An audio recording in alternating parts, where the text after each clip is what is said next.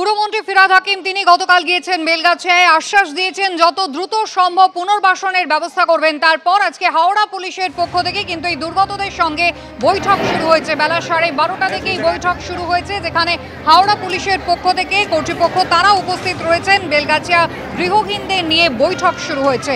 বেলগাছিয়ায় জলের পাইপ বসাতে গিয়ে বিপত্তি, ধসে বিধ্বস্ত এলাকা, তার সঙ্গে রয়েছে নিকাশি জল জমার সমস্যাও। প্রায় সপ্তাহ পেরোতে চললো, এখনো কিন্তু সমস্যার সমাধান হয়নি।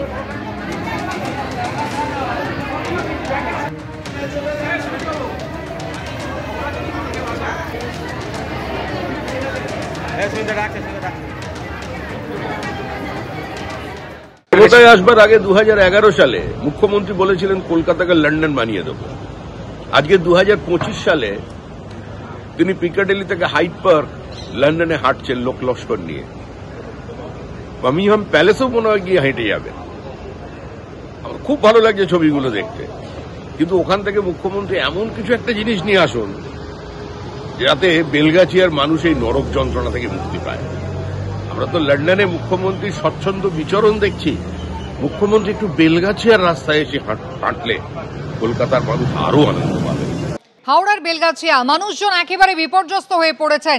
একদিকে পানীয় জলের সংকট ছিল, তার সঙ্গে এবার যোগ হয়েছে মাথার উপর ছাদের সমস্যা। কোথায় যাবেন, কিভাবে রাত কাটাবেন, একেবারে অস্থায়ীভাবে তাদের জন্য ব্যবস্থা করা হয়েছে, কিন্তু সমাধান কোথায়? গতকাল শুভেন্দু অধিকারী গিয়েছিলেন, দফায় দফায় একেবারে সাধারণ মানুষের সঙ্গে দেখা করতে যাওয়ার চেষ্টা করার আগেই পুলিশ তাকে হেনস্থা করে, এমনটা অভিযোগ তিনি করেন। এলাকা উত্তপ্ত হয়ে ওঠে এবং তারপর আজকে প্রদেশ কংগ্রেস সভাপতি শুভঙ্কর সরকার তিনিও পৌঁছেছেন। ঠিক কি পরিস্থিতি তৈরি হলো একটু আগে দেখুন একবার। আমি এটা জানি যা হওয়ার তো হয়েছে, প্রশাসন যদি সাহায্য না করে এরা সাহায্য পাবে না। আমরা বিরোধী হিসেবে তো সাহায্য করার ক্ষমতা আমাদের এত ইনফ্রাস্ট্রাকচার নিয়ে তো নেই। আমরা গিয়ে স্পটটা দেখে এইটুকু আপনাকে আস্থা দিচ্ছি, একটা কোন রকম কোনো কিছু বিষয় নয়, ওনারা থাকবেন।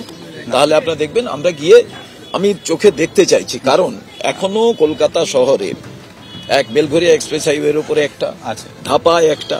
আমরা সরকারকে তাহলে বলতে পারবো ওখানে এই অবস্থা, এটাকে এইভাবে করা। আমাদের কিন্তু কোনো ইরাদা নেই যে এখানে বিক্ষোভ দেখিয়ে অবস্থানে বসে কোনো সুরাহা হবে না। আচ্ছা, এবার আমি বলি শুভবাবু, সেটা হচ্ছে আপনাদের উপর সম্পূর্ণ ভরসা আছে, সেটা কথা নয়, বাট যেটা আছে সেটা হচ্ছে দেখুন এই ভাগাড়ে অ্যাপ্রোচ করার 3টে জায়গা আছে। একটা হচ্ছে এইটা, দ্বিতীয় হচ্ছে বেলগাছিয়া সাইড থেকে, আর 3 নম্বর হচ্ছে কেউ যদি কলোনি সাইড থেকে আসতে চায় নতুন দলে ওখানে। তো 3টে জায়গা থেকে আমরা যেটা করছি সেটা হচ্ছে ব্যারিকেড দিয়ে একটা পার্টিকুলার জায়গা অবধি আমরা যেতে দিচ্ছি। এখানে সেটা এত অবধি, আপনারা যদি ঘুরে নতুন দল দিয়ে আসতে চান তাহলে ওখানে একটা খাওয়া দাওয়ার জায়গা চলছে, সেটা ক্রস করে কালকেও 2-1 জন এসেছিলেন, বিরোধী দলনেতা এসেছিলেন, সেখানেও তাকেও যেখানে আটকানো হয়েছে সব জায়গায় এখানেই তাই। ঠিক আছে, সবার জন্যই ব্যাপারটা এক আছে। কারণটা আছে এখানে এমনি সেফটি সিকিউরিটির জন্যই অলরেডি এখানে যা কাজ শুরু হয়েছে সেটা আলাদা ব্যাপার।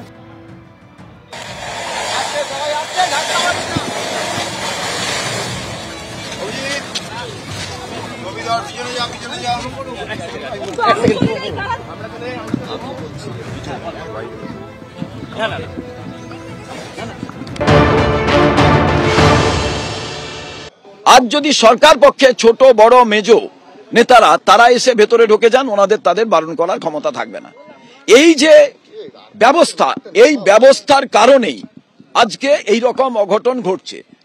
আমরা এখানে সরজমিনে দেখতে এসেছিলাম একটাই কারণে, এই শুধু ভাগাড়টা নয়, এই ধাপার মাঠ নয়, বাইপাসের ধারে যেটা আছে, আপনি জানেন বিদেশি সংস্থা তারা বারে বারে অ্যালার্ট করেছিল রাজ্য সরকারকে, এবং বেলঘরিয়া এক্সপ্রেস হাইওয়ের ওপরে বরানগরের সমস্ত ময়লা এবং পাশাপাশি পৌরসভাগুলোর ময়লা ওখানে পৌঁছয় 5টা পৌরসভার, সেখানে আজকে রাস্তা দিয়ে যান, টিন দিয়ে ঘেরা আছে। এবার আজকে উন্নত প্রযুক্তির জায়গায় কেন ব্যবস্থা করা হয়নি যে এখান থেকে সার উৎপাদন করা যেতে পারে?